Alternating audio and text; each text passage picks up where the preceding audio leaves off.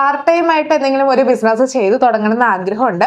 എന്നിട്ട് പതുക്കെ ആ ഒരു ബിസിനസ് സെറ്റായി കഴിയുമ്പോൾ ജോബൊക്കെ റിസൈൻ ചെയ്തിട്ട് ആ ഒരു ബിസിനസ് ഫോക്കസ് ചെയ്യണമെന്ന് ആഗ്രഹമുള്ള ഒരുപാട് ആളുകളുണ്ട് കേട്ടോ.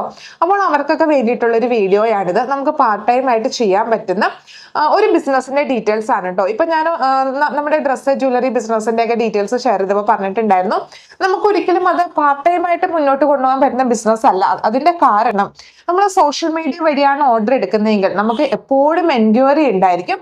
അപ്പോൾ ആ ഒരു എൻക്വയറിക്ക് നമ്മൾ ഫാസ്റ്റ് ആയിട്ട് റിപ്ലൈ നൽകിയാൽ മാത്രമാണ് ആളുകൾ നമ്മളുടെ കയ്യിൽ നിന്ന് പ്രോഡക്റ്റ് വാങ്ങത്തുള്ളൂ.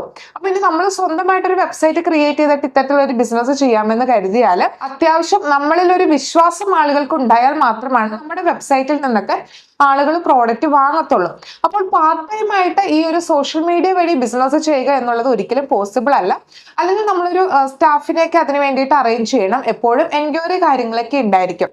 അപ്പോൾ ഈ പാർട്ട് ടൈം ആയിട്ട് ബിസിനസ് ചെയ്യാൻ ആഗ്രഹിക്കുന്ന ആളുകൾക്ക് പറ്റിയ ഓപ്ഷനാണ് ഇത്തരത്തിലുള്ള ഓൺലൈൻ ഷോപ്പുകൾ. അതായത് നമ്മളുടെ ആമസോൺ, മീഷോ, ഫ്ലിപ്കാർട്ട് പോലുള്ള ഷോപ്പുകൾ. അപ്പോൾ നമ്മൾ ഒരിക്കലും എൻക്വയറി ഹാൻഡിൽ ചെയ്യേണ്ട ആവശ്യമില്ല. ഇനി എങ്ങനെയാണ് ഇത്തരത്തിലുള്ള ഷോപ്പുകൾ വഴി ബിസിനസ് ചെയ്യാനായിട്ട് സാധിക്കുന്നത്? ഇപ്പോൾ നിങ്ങൾ എന്തെങ്കിലും ഒരു പ്രോഡക്റ്റ് നിർമ്മിക്കുന്നുണ്ടെങ്കിൽ നിങ്ങൾക്ക് ആ ഒരു പ്രോഡക്റ്റ് തന്നെ നമുക്ക് നമ്മളുടെ ഓൺലൈൻ ഷോപ്പ് വഴി വിൽക്കാം. നിങ്ങളിപ്പോൾ ഓൾറെഡി നമ്മളുടെ ലോക്കൽ ആയിട്ടുള്ള ഷോപ്പിൽ അതല്ലെങ്കിൽ സോഷ്യൽ മീഡിയ വഴിയൊക്കെ വിൽക്കുന്നുണ്ടായിരിക്കാം. അതിന്റെ ഒപ്പം തന്നെ നിങ്ങൾക്ക് ഈ പ്രോഡക്റ്റ് എന്ത് ചെയ്യാം, നമ്മളുടെ ആമസോൺ പോലുള്ള ഷോപ്പിൽ വിൽക്കാനായിട്ട് സാധിക്കും.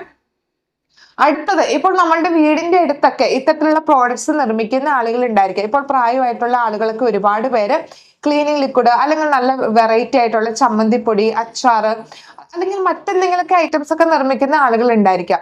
അപ്പൊ അവർക്കൊന്നും ഈ ഒരു പ്രോഡക്റ്റിനെ ഓൺലൈൻ വഴി നമ്മളുടെ ആമസോൺ ഒന്നും വഴി വിൽക്കാനായിട്ട് അറിയില്ലായിരിക്കും. അപ്പോൾ അവരുടെ അടുത്ത് നിന്ന് നിങ്ങൾക്ക് പ്രോഡക്റ്റുകൾ അതിന്റെ ഫോട്ടോസ്, ഡീറ്റെയിൽസ് ഒക്കെ എടുത്തിട്ട് നിങ്ങൾക്ക് ഈ ആമസോണിൽ ഇത് ലിസ്റ്റ് ചെയ്യാം. എന്നിട്ട് ഓർഡർ വരുമ്പോൾ നിങ്ങളുടെ അവരുടെ അടുത്ത് നിന്ന് പോയിട്ട് പ്രോഡക്റ്റ് വാങ്ങിച്ചിട്ട് നിങ്ങൾക്ക് പാക്ക് ചെയ്ത് വെച്ചാൽ മതിയാകും.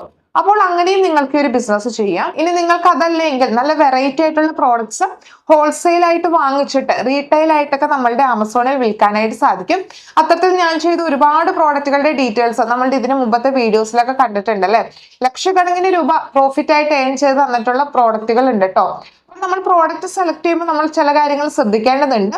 ഏറ്റവും കൂടുതൽ ഡിമാൻഡ് ഉള്ള പ്രോഡക്റ്റ് ഏതാണ്, ഏറ്റവും കൂടുതൽ പ്രോഫിറ്റ് കിട്ടുന്ന പ്രോഡക്റ്റ് ഏതാണ്. അപ്പോൾ അങ്ങനെയുള്ള കാര്യങ്ങളൊക്കെ ശ്രദ്ധിച്ചിട്ട് വേണം നമ്മൾ ഈ ഒരു പ്രോഡക്റ്റ് സെലക്ട് ചെയ്യാനായിട്ട്. അപ്പോൾ അതെങ്ങനെയാണ്, ഏതൊക്കെ പ്രോഡക്റ്റ് ആണ് വിറ്റ് പോകുന്നതെന്നൊക്കെയുള്ള അതെങ്ങനെയാണ് സെലക്ട് ചെയ്യേണ്ടതെന്നുള്ള ഡീറ്റെയിൽസ് ഒക്കെ നമ്മളുടെ ട്രെയിനിങ്ങിനകത്ത് ഇൻക്ലൂഡഡ് ആണ് കേട്ടോ. അപ്പോൾ ഇങ്ങനെ വെറൈറ്റി ആയിട്ടുള്ള പ്രോഡക്ട്സുകൾ വാങ്ങിച്ചിട്ട് അല്ലെങ്കിൽ ഡിമാൻഡുള്ള പ്രോഡക്ട്സുകൾ വാങ്ങിച്ചിട്ട് നമുക്ക് ആമസോണിൽ നമുക്ക് വിൽക്കാനായിട്ട് സാധിക്കും. നമുക്ക് യാതൊരു എഫേർട്ടും ഇല്ല. അപ്പോൾ ഫസ്റ്റ് തന്നെ എങ്ങനെയാണ് ആമസോണിൽ പ്രോഡക്റ്റ് വിൽക്കേണ്ടത് എന്നുള്ളത് മനസ്സിലാക്കുക. എന്നിട്ട് നമ്മുടെ പ്രോഡക്റ്റിന്റെ ഫോട്ടോസോ കാര്യങ്ങളൊക്കെ നമ്മൾ അപ്ലോഡ് ചെയ്യുക.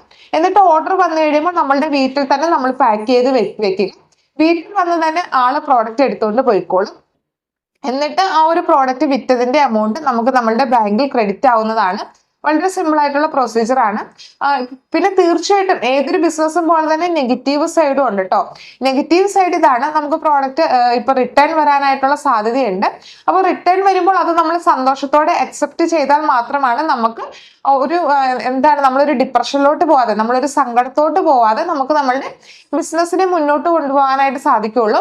അപ്പോൾ നമ്മളൊക്കെ ഈ ഒരു ബിസിനസ് ചെയ്യുമ്പോൾ ഫസ്റ്റ് ഒക്കെ നമുക്ക് റിട്ടേൺ വരുമ്പോൾ ഭയങ്കര സങ്കടമായിരുന്നു.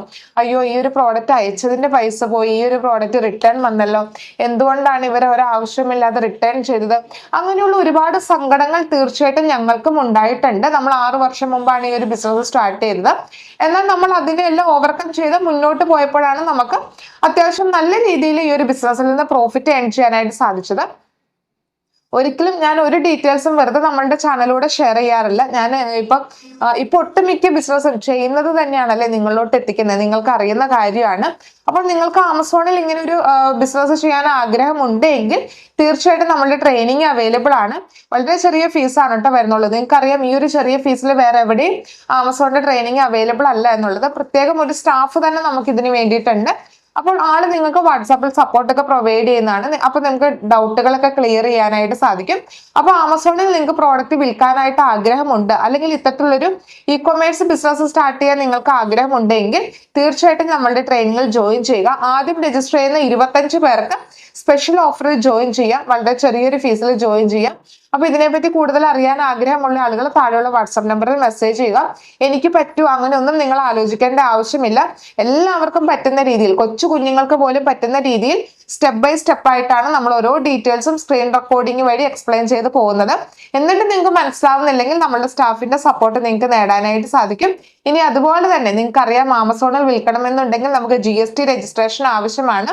GST രജിസ്ട്രേഷൻ നമുക്കൊരു കൊമേഴ്ഷ്യൽ ബിൽഡിംഗ് ഇല്ലെങ്കിൽ വീടിന്റെ അഡ്രസ്സിൽ തന്നെ നമുക്ക് എടുക്കാനായിട്ട് സാധിക്കും. അതും നമ്മൾ ചെയ്ത് നൽകുന്നുണ്ട്. GST രജിസ്ട്രേഷനും നമ്മൾ ചെയ്ത് നൽകുന്നുണ്ട്. അപ്പൊ നിങ്ങൾക്ക് താല്പര്യമാണെന്നുണ്ടെങ്കിൽ തീർച്ചയായിട്ടും താഴെയുള്ള നമ്പറിൽ മെസ്സേജ് ചെയ്യുക കേട്ടോ.